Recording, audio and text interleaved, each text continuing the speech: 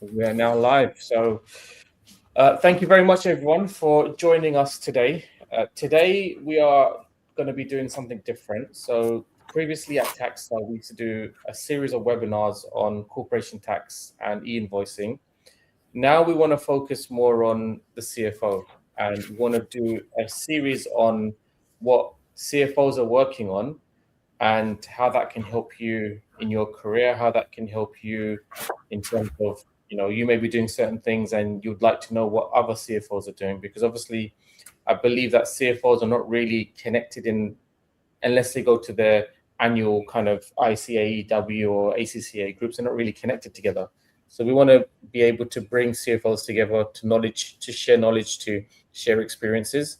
And that's very much what we want to do with this series of webinars. I'm very, very pleased to be joined by Caroline.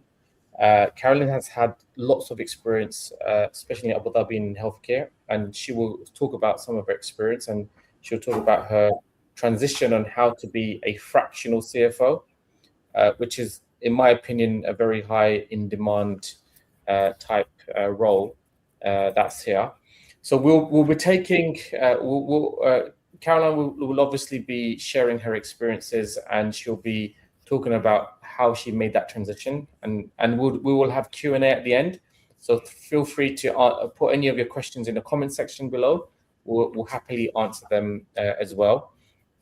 Caroline, do you want to just give us a quick introduction about you and your background?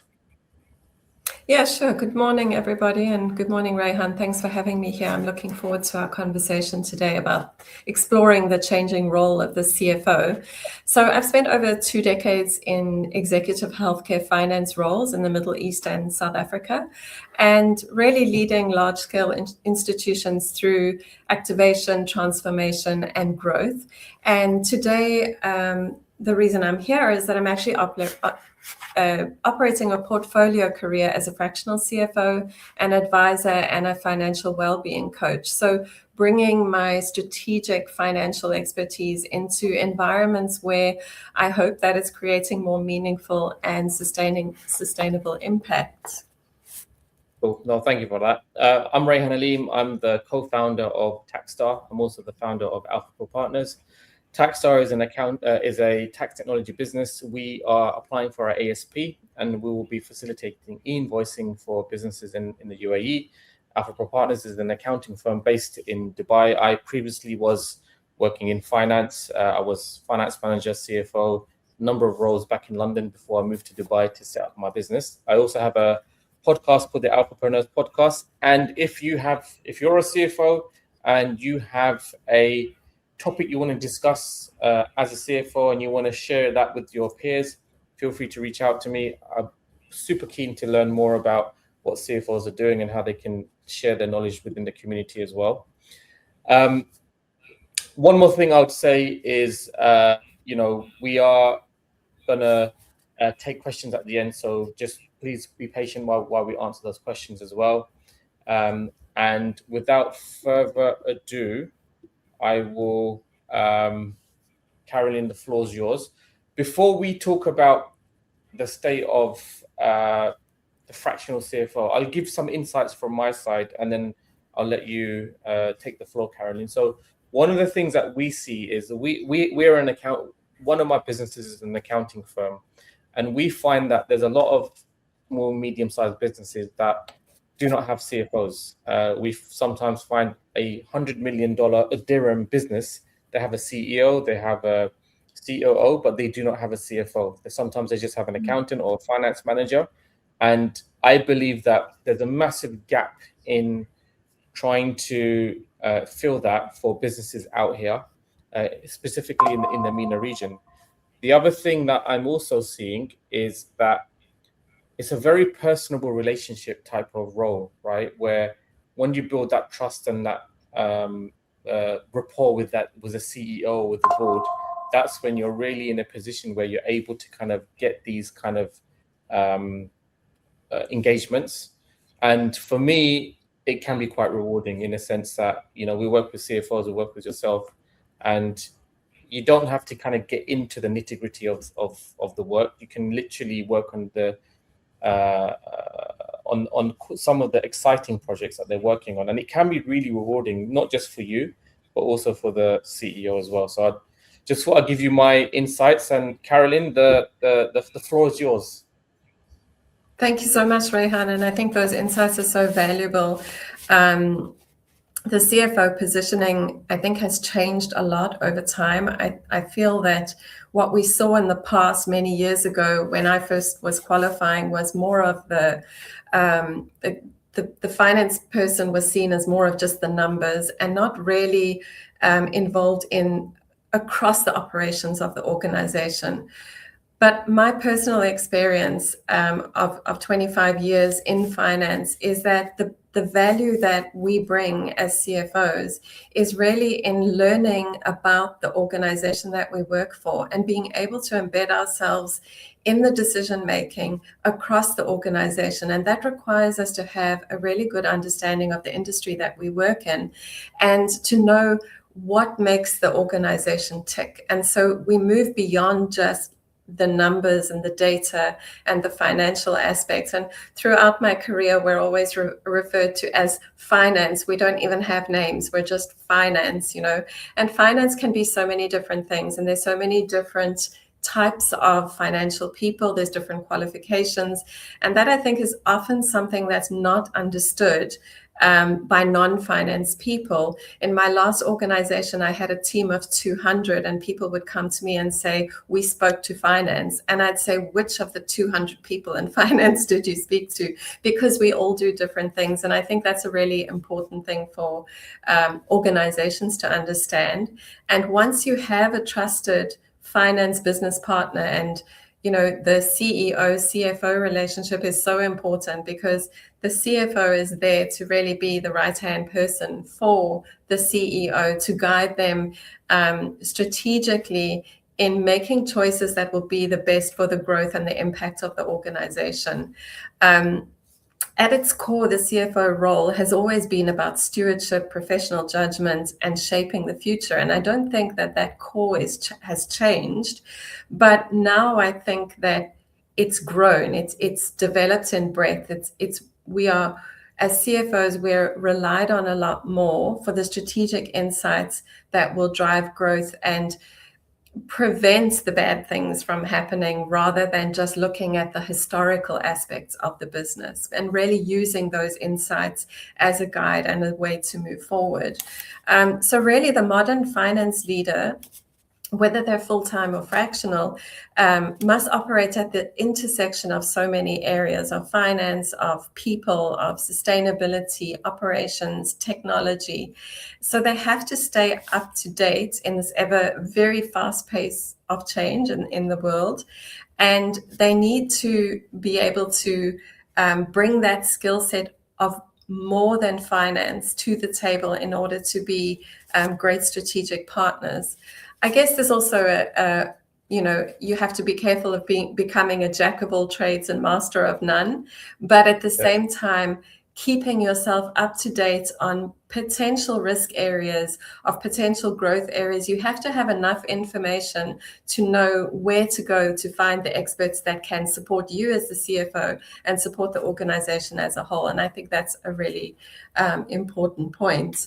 And I think based on that role is there regardless of whether you're a full-time CFO or a fractional CFO. But I think that what is the beauty of the fractional CFO is that we now have a choice of how we deploy our strategic experience into the organizations. And I think that can be very powerful because we can deploy that experience where it's needed instead of it being a broad sweep across all of finance and all of the organization. You can go in, you can do an assessment of what's needed and really focus your attention on that area, which I think is very valuable both for the CFO in terms of their using their skill set well as the organization who gets a direct benefit of kind of pinpointed attention.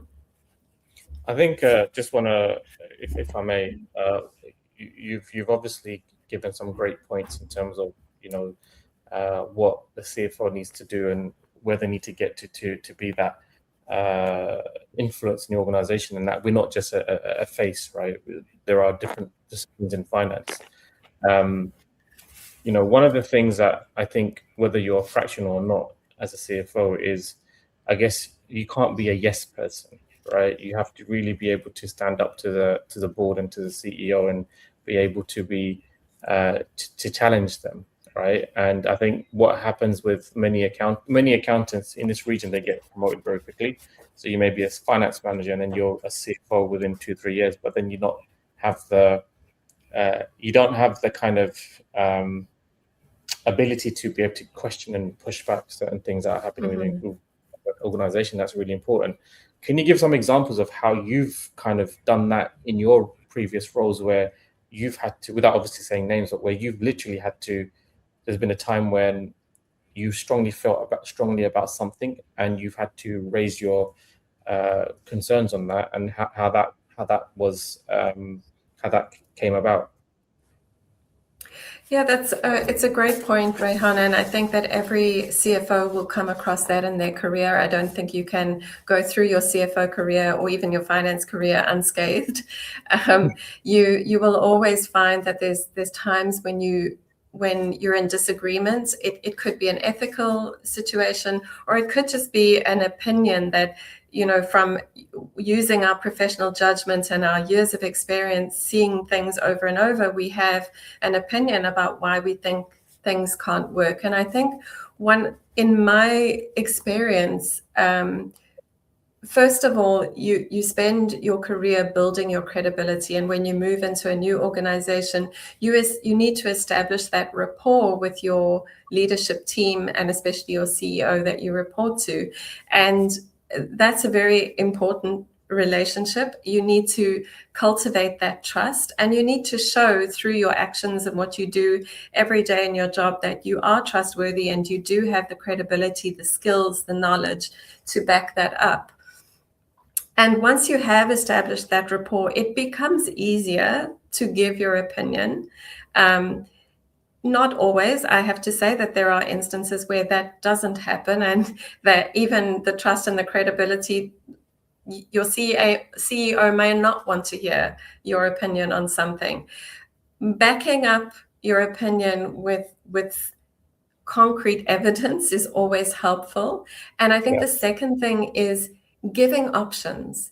If you don't agree with it, then try to find a solution that is in the middle ground. Perhaps your objection to what they're thinking is too far this way, and perhaps theirs is too far that way. So your role as a CFO is to say, okay, they don't want this, but they want that. I don't feel like those two things are, either of those situations are going to work. So what scenarios can I look at, and what can I develop that seems to be workable for the organization and the CEO without putting the finances in jeopardy? So I think having choices and allowing those choices to be put forward that answer the problem, that bring a solution to the problem. Yeah, no, that's a great point. It's a great point. And I think the other thing that we're guilty of, us as accountants, is the CEO is very much strategic, right? Sometimes they are strategic, sometimes they're not. And I guess one of the things that we don't see is the strategic side of what the business decisions are making. And I think for us we kind of need to be on the same wavelength as the CEO, and the CEO thinks about the strategic things, and we need to also think about the strategic side when we're giving the numbers or when we're giving our advice as well. Because then when we're able to argue a point from a strategic point of view, then I think that gives us more credibility. But when we're just looking at spreadsheets and numbers, I think what they tend to put us in, like, they put us in a box where they think all we think about is the numbers, but we actually do. We are thinking about the strategic, but we're not communicating it in the way that it finds it credible with the CEO. And I think that's one of the things and struggles that we've come across when we're dealing with clients as well. When we do work with CFOs, and making sure that we are on the same wavelength as them. We don't just want to say, okay, you can save money here, you can save money there, but you want to be able to say, okay, this department can now create a new revenue stream by doing another type of business, but still using the same cost base, for example. And we found that kind of really resonates with the CEOs and builds our credibility as well. Yeah, I think, the important point is that finance needs to be at the table in the discussions around operations and strategy. If we don't have insight into that, we can't be effective in our role as CFO. And my best experiences in the corporate world have been when I have been able to be at the table for those discussions and provide input where I can. And then also translate their vision into numbers and into strategies. The CFO of today needs to be able to be a storyteller. We need to be able to take our data and our numbers and show what that means for the business in a way that is really understandable and accessible to non-financial people, and at the same time helps them to move forward to take the business where they want to take it. And equally, we need to be able to take their ideas and create the numbers story from the ideas and goals of the organization. And I think that's when we're most effective, when we can do that from both sides. Yeah, no, great point. Great points. Sorry, I broke your flow. I just, I'm listening to you, and my brain is like thinking about certain things that really resonate, and I just wanted to share a few things from my side. So yeah. No, these are great topics to discuss, and I think so important, and I'm sure will resonate with many CFOs out there. So it's a great conversation, and it does also bring us back into the fractional CFO discussion and around what do fractional CFOs actually do, because I think there's a perception in the market that fractional CFOs are kind of accounting firms that provide an accounting service or a bookkeeping service. And if you have an effective and strong fractional CFO onboarded, you're actually going to find that they're not going to step in and just manage your numbers and your financial data, but they will help to support the trajectory of the business. And an effective fractional CFO will come in with a much broader skill set than only a numbers person, because they will have gone through this process that you and I have just discussed of being a strategic partner to the CEO, of understanding the operations of an organization and what makes it tick. So they can come in and be effective immediately in providing input into the strategy and how to achieve the goals of the organization. So an effective fractional CFO would actually bring in a lot of strategic clarity, translating the numbers data into, as I mentioned earlier, the strategy of the organization. And they can help the founders to make faster decisions by streamlining the reporting to the upwards from the organization. And typically they would translate that financial data into forward-looking insights. So as I mentioned earlier, instead of a historical view, constantly reporting a historical view, a strategic advisor, a strategic fractional CFO will be able to take those numbers and translate it into a forward view for the organization, so that the organization can course correct before there's any damage. And they can act as a thought partner to the CEO. So the CEO should be able to bounce things off the CFO, and they would be able to give the insights that they have gained through their experiences. And I think what we're seeing in terms of executive roles is really kind of an unbundling of executive roles, where organizations are rethinking fixed structures, and they're rethinking that traditional leadership role where the leadership is becoming more fluid and less hierarchical. And so, and deploying experience where it's needed. So instead of having kind of a broad spectrum of leadership experience, finding experts, subject matter experts that can come in and really focus or hone down on that issue. And I think this is where the advantage of fractional CFOs can actually be deployed by organizations. Yeah, no, great point. I think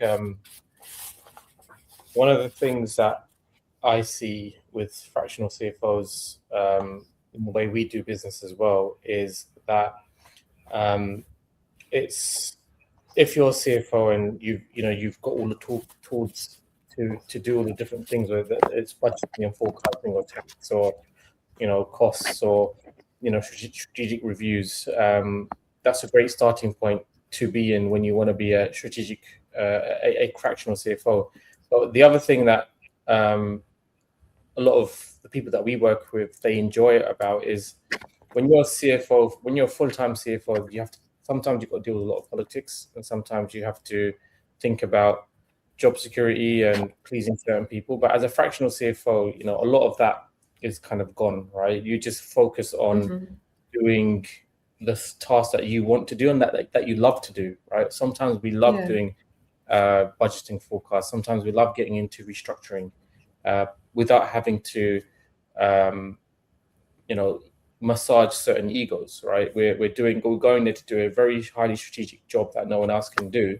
And, I know that a lot of CFOs that we work with, they love doing what they do. And I guess you want to bring that back as an accountant. You want to bring back the love of what you do, because we do provide massive impacts for all of these CEOs. So for example, sometimes we talk to businesses and they have no idea about the world of private equity, right?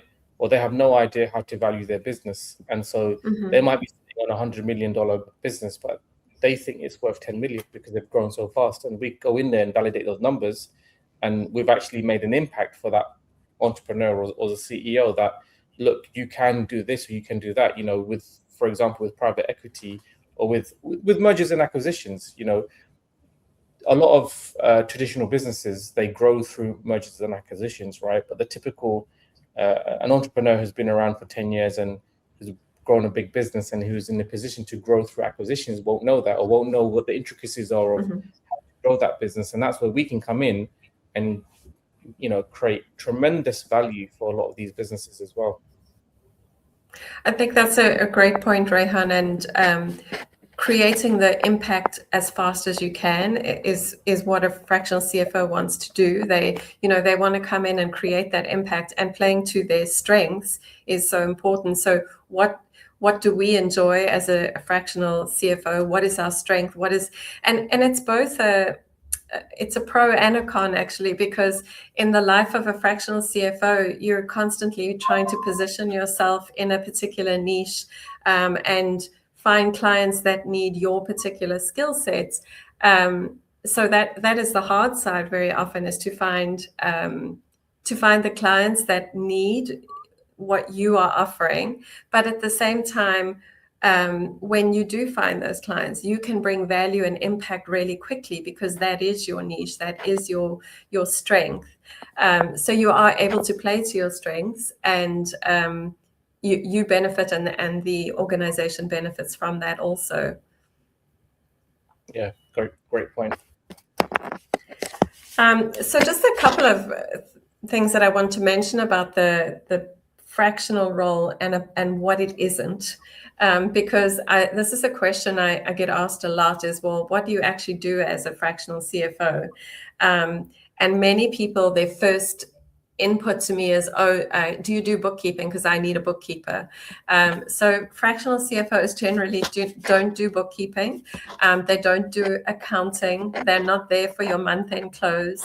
And they're not really there as a historical storyteller. They're rather there as a thought partner, and to help you think how your historical data is going to inform your future, and how you can use that information to create really great business cases, strategies, and encourage the growth of your organization. So I just wanted to mention that, because there's a lot of misconception about fractional CFO versus an accounting firm. And there's nothing wrong with the accounting or bookkeeping. We all need that. I have my own small business, and I also need a bookkeeper. I'm not the one doing the bookkeeping, though. I think that's the difference. A fractional CFO will probably work with bookkeepers or refer you to bookkeepers, but they mostly won't be your bookkeeper.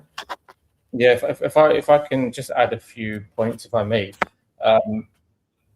I said we want to enjoy what we do, And I'm sure a lot of us accountants don't enjoy the bookkeeping anymore or the accounting. You can do it if you want, but I think the strategic side is a lot more enjoyable for us. And so that's why I would say a bookkeeping firm is who you want to appoint, or you hire the accountant for them. But obviously, you want to be very careful of who you hire and who you're working with, because if you as a fractional CFO are dependent on this person or this firm to get the numbers correct and within a right amount of time.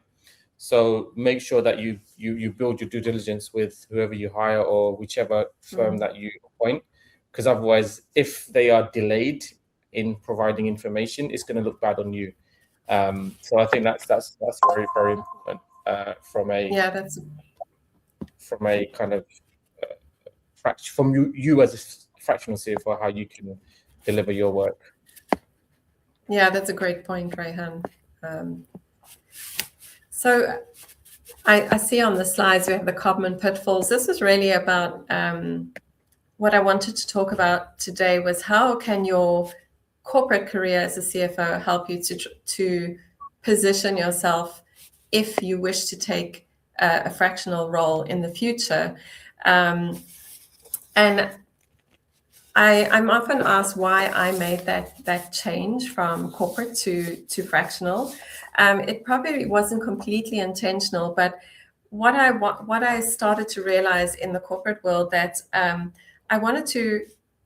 was in a single industry and I loved that industry. I was in healthcare for 25 years and I love the healthcare industry. I always said that it gave finance a personality, I guess because, it's important for me to impact and help others. And so that's why I love the healthcare sector. But when I started to think about what I want to do in the future, it was really about how can I create the biggest impact with the experience that I've gained and the knowledge and the skill sets over the past 25 years. And how do I take that and impact multiple environments? And a portfolio career helps me to do that. So I can work in different environments, I can work in different industries, and the supporting organizations and entrepreneurs, I work a lot with small businesses and startup organizations. I can bring in my skill set of strategic financial experience to help them build a sustainable financial future. And it's something that I love doing. You spoke about how it's important to do what we love doing. And I feel like in this way, I'm able to impact a lot of people who wouldn't otherwise have had access to this because they can't afford somebody on a full-time basis, but they perhaps want somebody to guide them through maybe an initial 1-year period or 6-month period of their business, or maybe on a longer term. And so one of the things that I found in my own career was having access to more than just direct finance experience. So I'd always put my hand up for things that weren't purely finance that needed to be done in an organization. Things that I loved doing, for instance, sustainability was an area that I started to study and work in that space for the last organization that I worked for, because sustainability for me growing up in South Africa in the bush and loving nature and being outdoors, it was so important for me. And I felt that it was a piece of me that I was able to bring to work by starting to study sustainability and understand why it's so important for an organization. As a CFO, we are responsible for assessing risk in an organization, and sustainability and ignoring the need for sustainable ways of doing business will bring in an element of risk that we shouldn't ignore. And so from a finance point of view, number one, it was learning about sustainability from a risk point of view, but also learning about sustainability from potentially a long-term cost saving. a lot of people feel that sustainability is something that costs an organization money, and it can in capital outlay in the beginning. But ultimately, long term, when you start to look at renewable energy sources, when you start to look at recycling, when you start to look at waste reduction, these are things that can actually impact your organization bottom line positively. And so the other area that I also looked at or got involved in very early on in my career is employee well-being, because I truly believe that if you look after your staff and you create an environment where people want to work, they will be more effective, they will be more efficient, you'll have lower turnover, you'll spend less time recruiting, less money recruiting, everything that CFOs already know. But for me, it was about putting that into practice and really having that understanding of how that drives an organization. And this just brings me back to the fact of, if you go beyond only finance, if you step outside of the finance box when you work for an organization, you can learn so much that will benefit you when you move into a fractional space, or if you want to become an entrepreneur, or if you want to start your own business. These things will all add to your experience and to your understanding of how to run a business, and you can be much more efficient and a much better partner to the companies that hire you as a fractional. The pitfalls then are, don't be complacent when you're in your full-time CFO role. Don't be resistant to changes in technology and industry, and make sure you're building your network, because you can certainly use them once you move away from the corporate space. And one of the challenges of moving into a fractional CFO role is that you no longer have that support function behind you that you do when you're a full-time CFO. So you have to find that support network. You have to find people that you can talk to and bounce ideas off, or problems that arise in a particular project that maybe you don't know enough about, and you need to find people that you can talk to. When you're in an organization, you have that already. You have people that you can work with to help you. But when you're a fractional and you're freelance, you have to establish that network. So your networking is really important. And then also, moving from a full-time CFO into a fractional, you build your reputation in the corporate space. And so you have that identity of that corporate behind you. But when you step away from it, you're now having to establish your own brand. And so the credibility, the trust, and the reputation that you create in your corporate role is very important to protect as you step into the fractional space. I've got a question, Caroline. Obviously, us CFOs and accountants, we tend to be introvert, and we tend not to want to get involved in networking events and putting ourselves out there as well. What kind of advice, what networking events do you attend? What do you look out for when you're trying to meet potential entrepreneurs that advice? Yes. You're so accurate, Rayhan. I mean, for years, I found networking was actually really one of the hardest things. I remember back in sort of when I was mid-career, and people saying I need to network, and for me, it was the worst word to bring up. I just did not. I didn't know what it was really. I didn't know how to do it effectively. I didn't want to make small talk.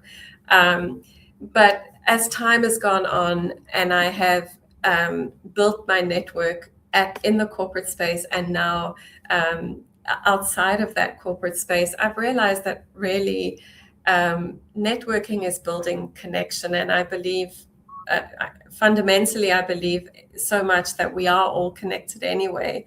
And for me, what helped was not seeing networking as what can I get from you, but what can I offer you?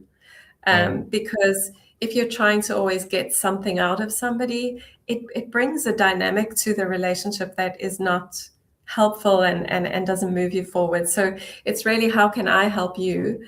And also, how can I learn from you? rather than what can I get from you. And so I have joined a number of forums in the last year, and thanks to you, some of them are from what you are bringing, these CFO spaces. What I didn't realize when I was in the corporate world, how much I was more networking in the healthcare space rather than in the CFO space. And now that I'm, a fractional CFO, I found that there are a lot of groups that focus on CFOs. In Abu Dhabi, we have a group that is female finance leaders. We're having a breakfast this coming Friday. Those are really great spaces because they're small groups, and we discuss. Usually we have a topic and we discuss that topic at a round table, and then we have breakfast and coffee and chat afterwards. I've found several of those groups that are smaller and less, I don't like the huge 200 people networking events. I'm not comfortable in those, but where we're having meaningful conversations around real problems that we face, I find those are very constructive, and it's not difficult to network when you're with like-minded people. I've also joined a number of small business forums, and that helps to meet clients as well as other people who are doing the work that I'm doing. Yeah, no, thank you for sharing that. It's great advice. Yeah. So that brings us, I think, to the end of what I wanted to share. Were there any questions that you had for me, Rayhan, around my experiences or around the fractional CFO work? I think, first of all, thank you very much for sharing your expertise and your insights, and giving us a sneak preview of what your world looks like, and hopefully it can help other aspiring fractional CFOs here as well. We'll open up the floor to questions now. So feel free to ask any questions. Just put it into the comment section, and we'll answer them. I think going back to networking. I'll make a comment while we wait for some questions to come in. But going back to networking, one of the things that I will say is I think you're spot on, right? Smaller networks are better than networking events are better than bigger ones, because then you can build that personal connection. But if you're looking to become a CFO, then I would say the first thing you want to do is at least have one meeting a day, have one coffee a day with someone, right? Because if you're an introvert, it's easier to do one-to-ones than just to be in the room. So I would say have at least one coffee a day with like an entrepreneur. And many entrepreneurs have no idea about the latest things that are happening in the world of tax, in the world of finance, in the world of KYCs and all of that, right? And maybe just say, look, let's have a chat about how it's going. I want to share my insights with you. And they may take you up on that coffee, and then you build that relationship off the back of that. With networking events, even though I've been to so many networking events, I still have a little bit of anxiety when I'm meeting people, right? I still have that, and I think that's normal. I think that's normal for you to. Extroverts, they go into networking events and they just chat to everyone. It's like the birds, and they just go in and they can talk to loads of people. So I think it's fine to have that level of anxiety. But the one thing I would say is just make sure you've got your 30-second, 60-second pitch of who you are, what you've done, what you're good at, why you want to help, because that also helps with your introduction, so they know who you are. I struggled with that in the very beginning, and I'm always trying to hone that and improve that all the time, because sometimes when you're in a loud networking event, people can't really hear what you're saying, and sometimes you're meeting lots of different people come in and interrupt. So you want to just make sure that it's very, very clear who you are, what you are, and what you're able to offer. So yeah, we have no questions so far. We do have a number of people on the session. I think you've just done a complete amazing job, and you've explained the whole process on how to be so yeah. What is the best way for fellow CFOs to get in contact with you, and how can they, how can they get in contact? Yeah, please just send me a message on LinkedIn. I think that's the easiest way. I'm on LinkedIn regularly, so I will respond. So if anybody wants to reach out to me, LinkedIn is probably the best way at the moment. Okay, I can that's share great. my email address with you as well, Rayhan. You have my email address. You can share it if people reach out to I'm you. not going to put it on LinkedIn, but if they reach out to us, If they reach out to you, please feel free to share my email address. Yeah, we'll definitely do that. Yeah, I think with no one's asking any more questions. The one thing I would say about being a fractional CFO is, believe it or not, it can be very sticky. So sometimes you might think you're on a 3-month role, but it ends up becoming 2 years, 3 years, because what happens is you build a really strong relationship with a CEO, and that CEO finds you indispensable.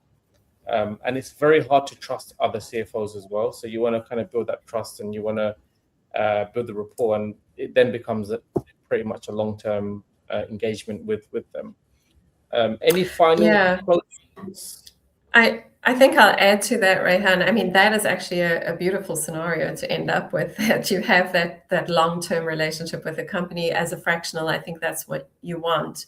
I think some of the things that new fractionals should be aware of that I wasn't aware of when I went into this is that I think at the moment there is an oversupply of fractional CFOs in the market and an undersupply of companies that understand how this would benefit them.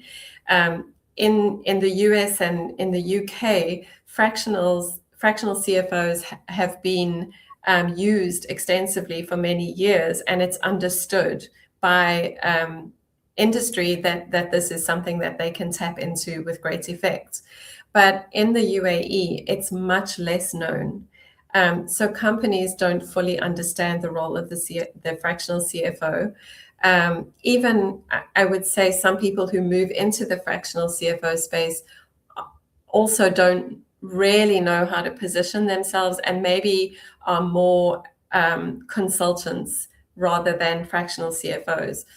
Yeah, great. And with that said, it can be very difficult to find clients.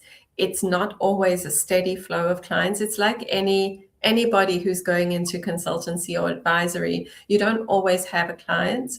And so you should be prepared for that when you step away from your corporate role, to have, the financial background to keep you going until you have established a regular set of clients. But it can be very difficult in the beginning to find the people that need your skill set, or the organizations.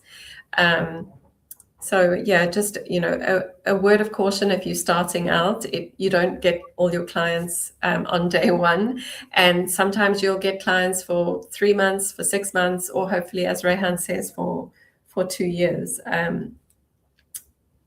Yeah. Cool. No, great points. Thank you very much again for your insights. Had lots of positive messages on the comment section. So you've been our star. Thank you. We just got one question, that is, how would you best pitch it with leads? So how would you pitch a CFO service with the lead that you have? That's one question we've got from Damien. So it would depend very much on what you are offering, what is your niche and your specialty. But I think pitching it as a strategic advisor rather than a financial accountant is really important, because the value that you bring as a fractional CFO is in the space of the forward-looking growth, and partnering strategically with the organization to take them where they need to go.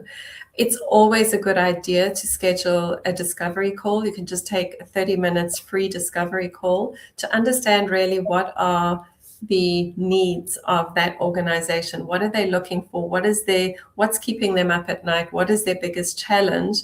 And how does your skill set fit with that? And is there a rapport there that you can work with? So initially, my first thing I do when I get a lead is to have that discovery call and understand what the organization is actually looking for, and being clear on what I offer. Oh, great points. Great points. Thank you for that. I think we'll call it a day now. Thank you very much for your time again, Caroline. And like I said, if you want to reach out to herself, myself, we're available on LinkedIn. Best of luck in your journey. Thank you so much, Rayhan. And thank you very much, everyone. Good luck, everybody, and thanks for having me. Take care. Take care. Bye.